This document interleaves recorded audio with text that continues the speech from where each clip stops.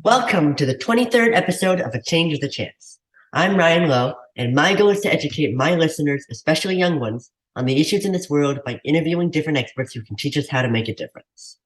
After decades of plastic negligence and overconsumptions, after millions of pounds of plastic dumped into our forests, our seas, our parks, and our homes, we've long reached the end game, a pivotal point where we go lower and lower into the pit of ruins, or a conscientious choice, institutionally and personally, to find solutions.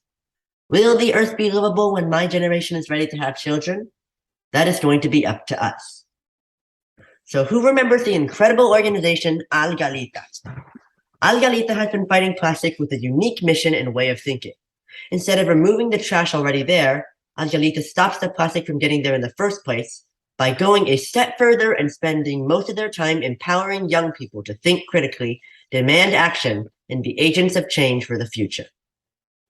For the last 25 years, the nonprofit group has been successful in implementing statewide legislations, supporting research expeditions, and implementing waste reduction campaigns in over 24 different countries.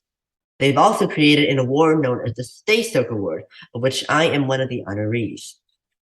I've been so grateful for their support and belief in me.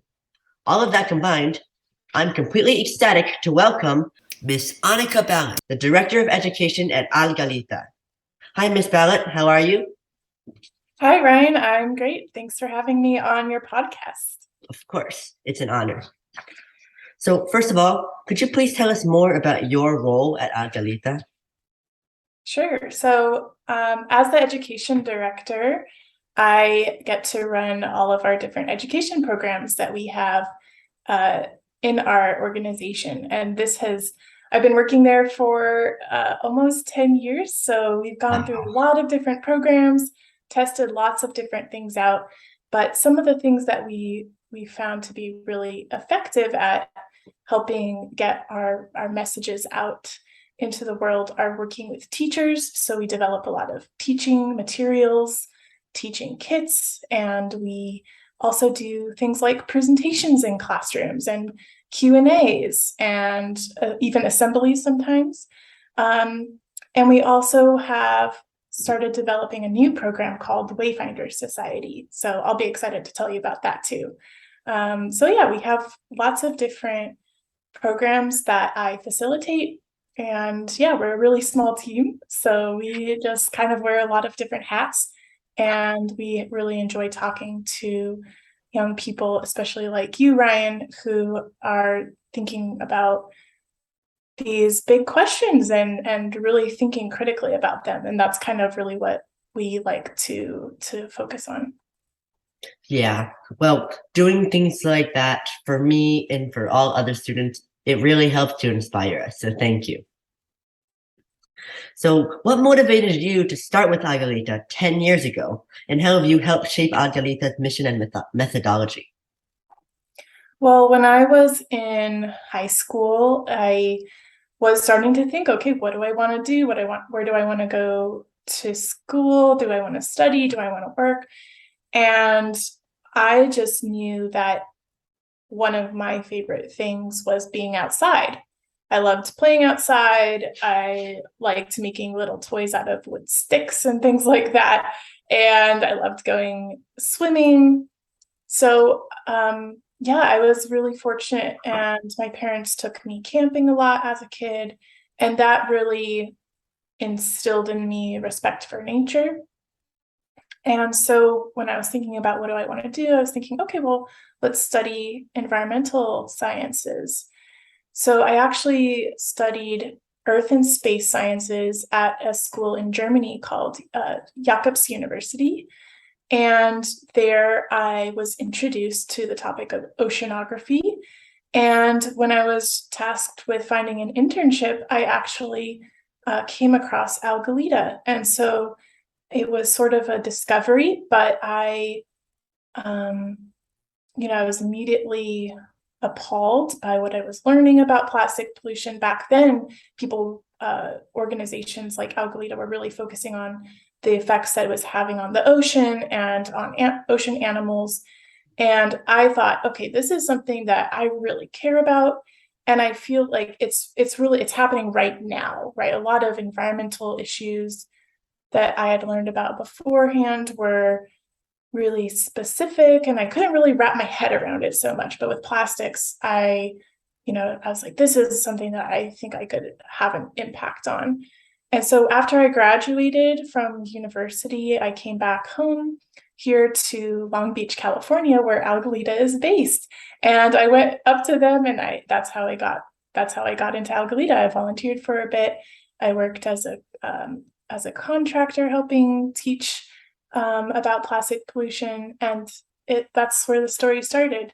And so over the almost 10 years that I've been working with Algalita now, actually I think it's about 10 years to the month. So Wow. so that's really exciting. I started working there in the fall of 2012. So yeah, so over those 10 years, I've really been I've been a core part of the team because we're such a small group, and I've been able to sort of bring my perspective in. And I guess what that is I focus on trying to keep learning and keep investigating, keep challenging myself to provide the best explanations that I can about this really complex issue, and to also be a really good listener, because I think that a lot of there's so many people that are working on this problem and who are really passionate about it, and I think that we really need to keep listening to each other, but also keep challenging each other to think through things deeper, to ask better questions, to look towards more positive outcomes and solutions, and to lift each other up as well. So I think that's a little bit of what I've brought to our mission. And our mission at Algalita is to create a world where plastic pollution is unthinkable.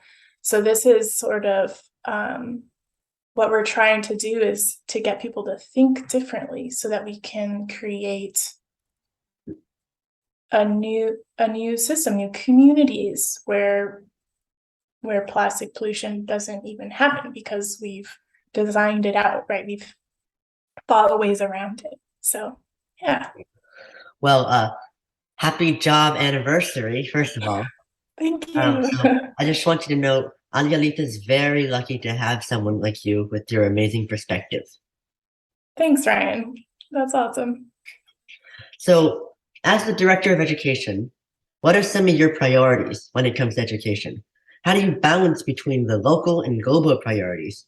And what are some of your personal long-term goals for the Algalita education program?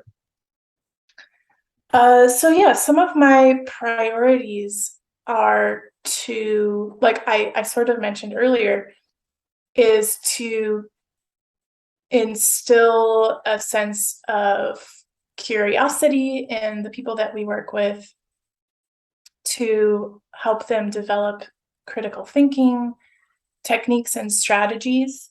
And yeah, so we really want to use the issue of plastic pollution as a way to teach a better environmental education. There's so many big environmental issues of our time that are connected with our social issues, and this is something that we think that plastic pollution is a great topic to use to sort of, I guess, use it as an example to how can we better teach about environmental topics, so that we can really address them clearly in schools and at home, and provide clear pathways forward, right? There's a tendency, or at least when I was in school, and even today, I still notice that there's a big focus on the problem, when I'd like to see a lot of focus on the solutions, and how do we stop focusing on what's bad, but look at what we could do better, and what are the great solutions that are coming up, and how do we critique those, and how do we help young people get involved in all of those exciting things that are happening. So those are some of my priorities. What was the second part of the question? Uh, well, what are some of your personal long-term goals for I think it sort of it plays into that. It's really interesting because as an education organization, we are sort of automatically thinking in a long-term way because we're investing our time and energy into shaping minds. And so that happens over a really long term. And so, yeah, I think so. All of my goals that I just mentioned are my long-term personal goals as well, right? And that's Yeah, something that we're sort of constantly working on, and we're always going back to what we did last year and how can we make it better and how can we improve this program? How can we make it more fun? How can we make it more meaningful? And so those are some of my long-term goals with this work, is just constantly improving. And it takes a lot of work to do that. It takes a lot of work to stay up with all the new information that's coming out every day, it's amazing to see how there's so many people that are working on plastics issues now that, it's almost impossible to keep up with everything, but that's really good news, right? Like, we're that really is. making progress. So those are some of my long-term goals. And sorry, I didn't remember the third part either. You can talk about balance between those priorities, the smaller ones and the larger scales. Yeah, so you mentioned that we have local and global programs, and though I guess the way that we balance between that is because we're such a small team, we sort of take what comes at us and we focus on the people that are really interested in working with us. And so Yeah, more than try to pick, like, okay, so we really want to, get our reach like more global this year. We don't really think that way. We think more, okay, so we have these people who want to work with us and who have contacted us, so let's focus on them. Because we're a small team, we sort of focus on quality over quantity. And yeah. so but yeah, so we also do have a big focus on extending our reach locally. So how do we better serve the communities that are right around us? And we do that with we've been developing a refill store at our office. So we have that as a way that our local community can really get involved with what we do. Mm, that's really cool. Just the mindset going in with improvement and quality over quantity. I feel like if everyone did that, our world would look a lot better. So another incredible part of Algalita's education effort is, of course, the Wayfinder Society. So I remember learning so much from all the eye-opening units, like the whole plastic documentary. That was really interesting, all of the ones around that. Can you tell the audience what that is, and how can students really use the Wayfinder Society to be inspired and get themselves immersed in change making? So Wayfinder Society is our newest program. It's an online learning and action platform where we have collected all sorts of different lessons and calls to action that students can take part in. And we've developed some of them from our past experience, but we've also worked with many different partners around the world who are addressing plastic pollution as well. So it's a place to really explore the movement as a young person or as a teacher who's trying to get their or introduce their students to the topic of plastic pollution. So it's sort of a place where you can go to get inspiration and to get ideas and to get guidance on your efforts towards addressing this really big issue that so many people care about. we're actually right in the midst of updating the program. So we are going to be relaunching it soon. And some of the new changes that you can look forward to in this program are earning hours for your work. So you can collect, so as you spend time on these different lessons and action items, you'll be rewarded with different amounts of hours. So you can then show that you've spent a certain amount of time on this issue, and you can use that for your extracurricular goals or for your service learning hours or community service hours. And we really wanted to improve the program to make it more meaningful for all of the young people that are getting involved in this issue, and to really show that how much effort they're putting into changing this to solving plastic pollution. So it's a free program. Anybody can use it, and it's pretty simple to use, and we're trying to make it a place that you can just go and explore and develop different skills and learn new things and just have a lot of fun with addressing plastic pollution. Yeah, well, making it such a fun platform, it really is a great way to connect with kids. So good job. So I had recently learned that Algalita, collaborating with many other incredible organizations, helped analyze samples from all 5 subtropical gyres. That word is relatively new to me. So what exactly is a gyre? How crucial are they to restoring our environment? And what exactly does analyzing them entail? Great question. So our organization, the first, around 15 to 20 years of our existence, we really focused on analyzing ocean samples for plastics. So I can tell you how this started. Our founder, the founder of our organization, Captain Charles Moore, he was actually sailing back from Hawaii. He participated in a sailing race from California all the way to Hawaii. It takes over a week to get there. Oh. And they decided on their way back to do something kind of unusual. They actually went through this part of the ocean called the doldrums. You might have heard that term when you were learning about trade routes and ancient sailors.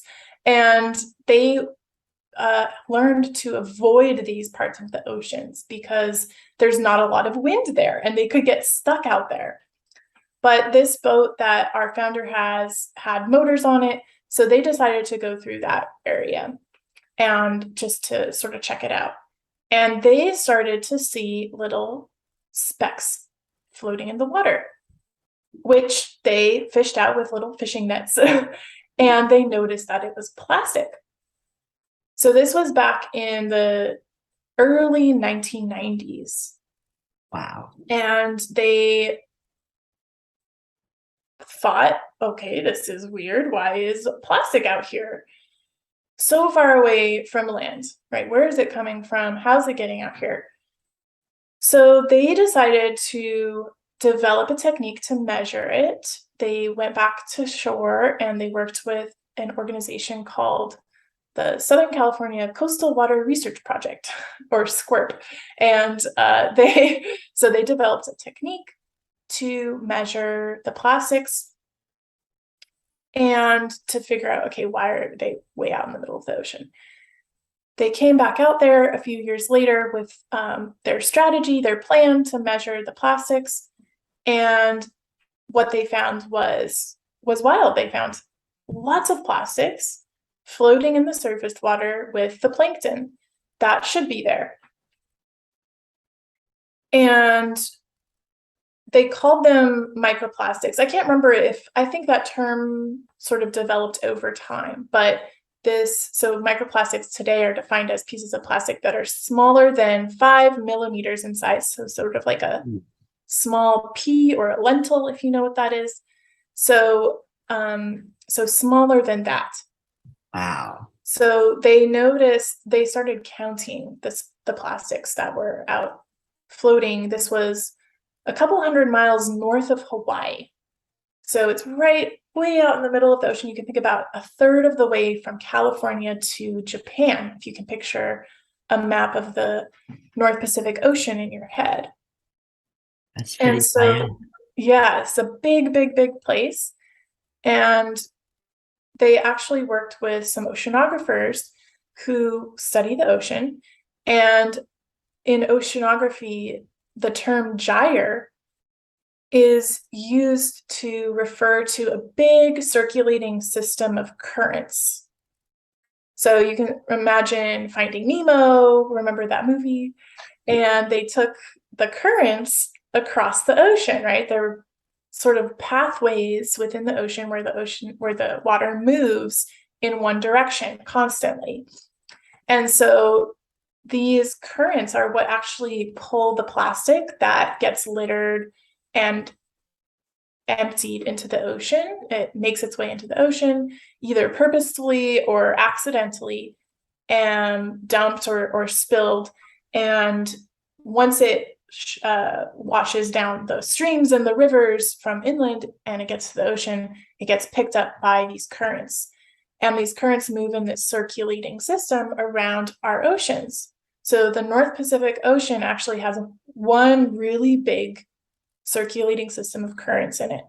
And it sort of moves in a really big circle that fills the whole ocean. And it actually collects the plastics. You can think of it sort of like a vortex or a whirlpool, but really, really massive. And it actually circulates over like 10 to 20 years. It will make one big, like something floating could travel in a big circle for 10 to 20 years or even longer. And as it goes, it sort of drifts toward the center of that big current system or that gyre. And so these gyres are natural phenomenon that are collecting our plastic waste in their centers. So that's sort of what, so the answer is what's a gyre, and how do we research them and the plastics that are in them. And it's really important to understand this because they are showing how plastics are impacting these habitats, right? So we can understand how are they impacting the organisms that live there. Scientists are now even looking into how are they physically impacting the ocean's ability to absorb carbon.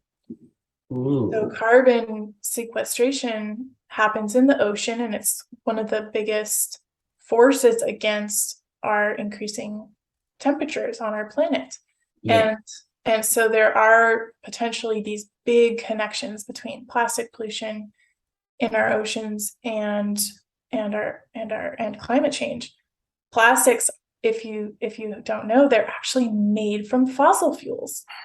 So there's another big connection there to climate change. So these big issues that we're talking about are so interconnected, which I'd like to say, if no matter what you're interested in, if you're super passionate about climate change, but you don't have the energy to think about plastic pollution, that's fine. They're connected, right? So know that you're doing your part no matter what. So what does it take to heal our gyres? Just and get rid of all of the swirling plastic inside? Great question. There are some groups that are looking at how do we remove the plastics.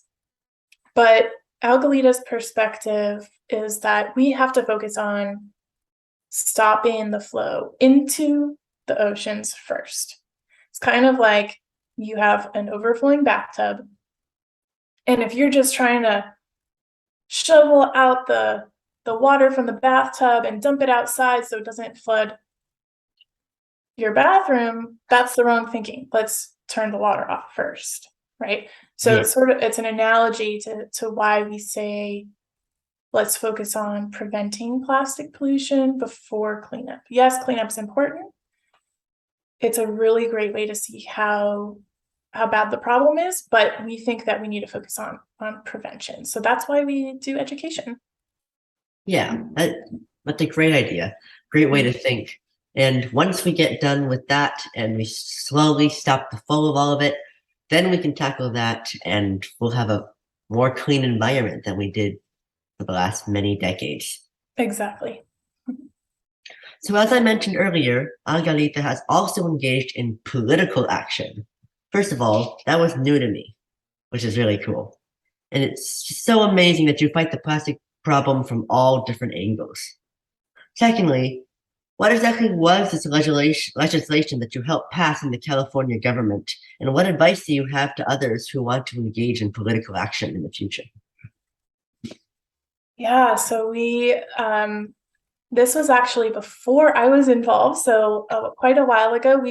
We've dabbled in political action here and there, and especially when it's local, local policies, we will definitely support those. We'll put more energy into those. But this was back in our research days.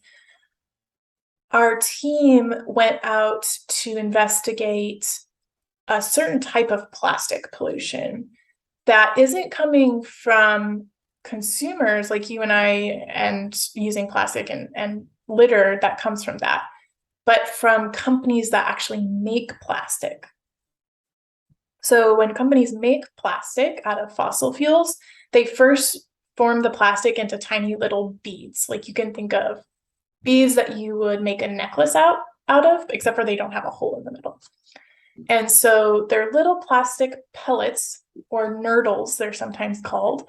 And these nurdles or pellets, our team was finding them in the ocean and on our beaches and trying to figure out, okay, what is this? Where is it coming from?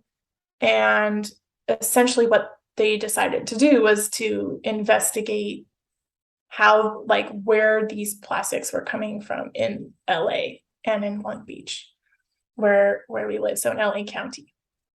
And they sort of did some investigations where they looked, okay, where are these spilling from? And they found that they were coming from facilities that make plastic products.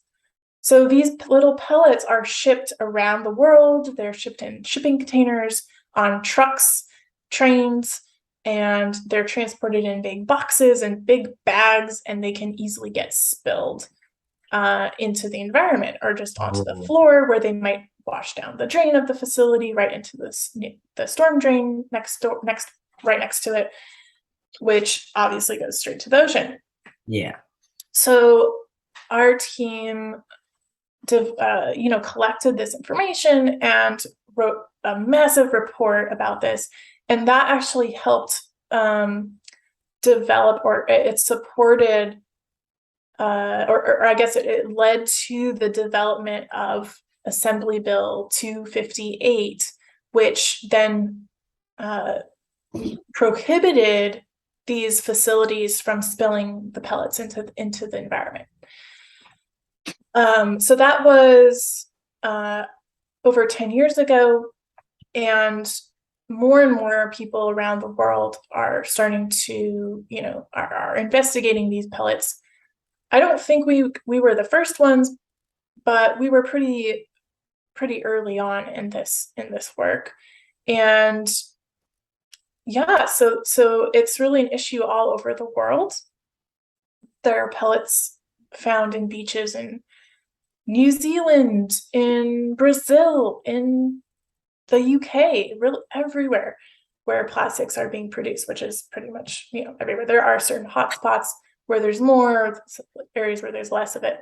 But because they're transported globally, they really end up everywhere. And so that's sort of probably the biggest impact that we've had on policy in California. It's unfortunately a problem still, because it's really hard to measure or regulate this bill, right? Yeah. Really hard to find these facilities and to make sure that they're following the rules. And, they can get big fines for spilling plastics, but there isn't a lot of money to monitor them. And so they often get away with it. Yeah. And so there's a lot of work that's still happening around the world across the U.S. to address this issue that is ongoing. Yeah. Well, hopefully the chain reaction continues and makes more ideas for how we Yeah. can help regulate and stop nurdles. Yes. So another amazing project that you and Algalita have taken on is developing the first ocean plastic pollution teaching kit. Just like legislation, something like this is incredibly crucial to this cause, and you cannot stop setting the precedent, at least in my mind. What is actually included in this kit, and would you be willing to share with us what you consider the most important part of it? Sure. So our teaching kit is called the Debris Science Investigation Kit, and teachers across the US who work at public schools can get one for free. So inside of the kit, there are a couple different lessons, and and all the materials are included. So if you're listening to this and you are in middle school or high school and you want to get one for your classroom, you can tell your teacher to order one. And so I'll give you the link, Ryan, and you can put it up on your podcast description or something like that. Yeah. Yeah. And so the kit is it's introducing you to the topic of ocean plastic pollution, and it talks about gyres. It talks about there are ocean samples in there, so you can actually see one firsthand. It's a real ocean water sample from the North Pacific Gyre. And there's also a lesson where you're learning how to do some geography. So you're learning how to map different locations on a map. You're looking at how plastics float and sink in water and all sorts of different aspects of this issue. So yeah, so definitely if you're interested or if you're a teacher, you can just order one for your classroom. And it's one of the coolest things about it is that it's completely reusable. Wow. And so you can use it year after year. You can share it with other classrooms at your school. And the bonus is that there's a copy of Captain Charles Moore's book in there, Ooh, The Plastic cool. Ocean. Yeah, so you can put that in your classroom library or your school's library. So we can find this on the Algalita website. Yes. Mm-hmm. Okay, perfect. I will definitely check that out. So before we end this episode, I do have to circle back to what I was saying in the opening. Do you believe that the Earth will be livable by the time my generation has children? So let's say 2050 at max.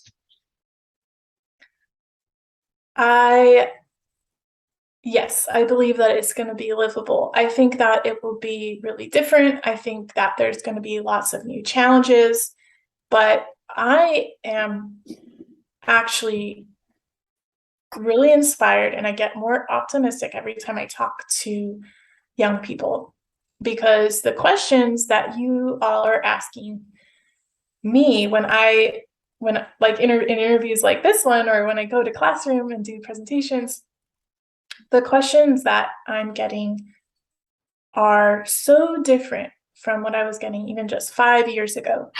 5 years ago, I was still getting questions about, okay, so what is the biggest problem with plastics in our ocean and how are they affecting animals, which are important things to know. But the questions that I'm getting today are more about how is plastic pollution connected to climate change and what can we do to solve this issue and how are our communities going to come together to make this happen. And so that shift in mindset that you all have already at such a young age really inspires me. And I think that we're definitely going to be moving in the right direction. And, you know, this issue is now a global topic. It is being addressed at the UN level. And, you know, people are really taking it seriously. And people are much more aware of things like greenwashing and these different techniques that are being used to confuse consumers and to continue the use of plastics in harmful ways. So I think that there's a lot of progress in thinking that is already happening. And so that's why I think that we're gonna get through it. Yeah. Yeah. Well, for my generation, none of us could have the potential to think of all these questions without knowing that there are people in the older generation who do still care and who can still influence us. So thank you so much. Thank you, Ryan.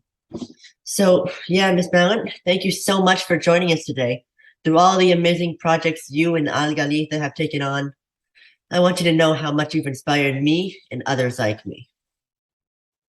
Thank you so much. It's been a really fun talking with you, and yeah, I really always look forward to what you're doing next, who you're talking with next. So yeah, I'm really honored to be a part of your podcast. So yeah, thank you so much. No, thank you.